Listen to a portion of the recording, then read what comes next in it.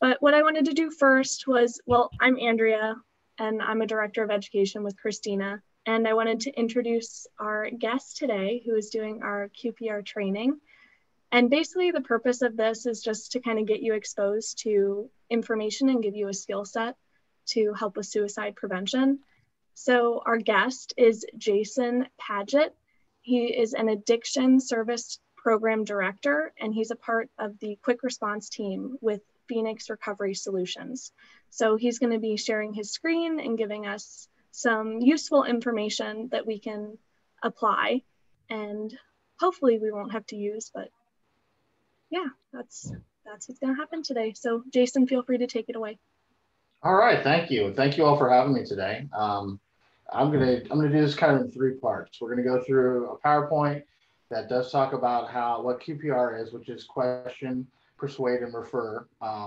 And I know this can be sensitive material for a lot of people, so the one thing I ask is that if it starts to bother you, or if this brings up some memories or some thoughts, that you have someone that you can talk to, because this is a one platform where we can't pull you out of the room and have a conference with you if something comes up. So I hope that you all have you have a wonderful wellness room there, and a department and some staff that can help you all. But the second part that I'm going to do towards the end is to give you some local resources and some national resources. I'm going to tell you a little bit of what I do, a little bit of my story. I am a person in long-term recovery from substance use as well as mental health issues, and have had some struggles and thoughts around suicide in my lifetime.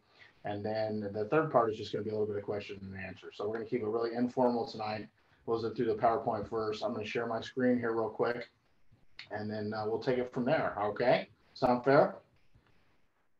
All right, well, let's get on with it then. So QPR, question, persuade, and refer. We're going to watch a short video to start this off. Research shows that the odds of surviving a heart attack in a public place are 10 times greater in regions where thousands of ordinary citizens are trained in CPR. It's called bystander rescue. When someone shows signs of experiencing cardiac arrest, the response of nearby friends, family, or coworkers is critical.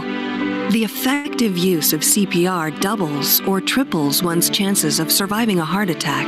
Like CPR, QPR is an emergency intervention for someone experiencing a life-threatening crisis. QPR is easy to learn and easy to remember, but it takes courage to overcome our fears about reaching out to help someone who may be considering suicide. Research also shows that where QPR is widely taught, suicide attempts and deaths decrease. Just like CPR, QPR requires quick, bold, and informed action.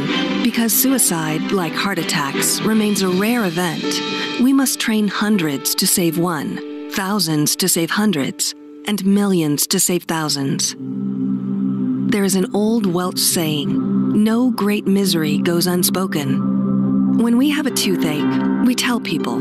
We don't hide our pain. But because of the stigma and taboo around the word suicide, many people considering suicide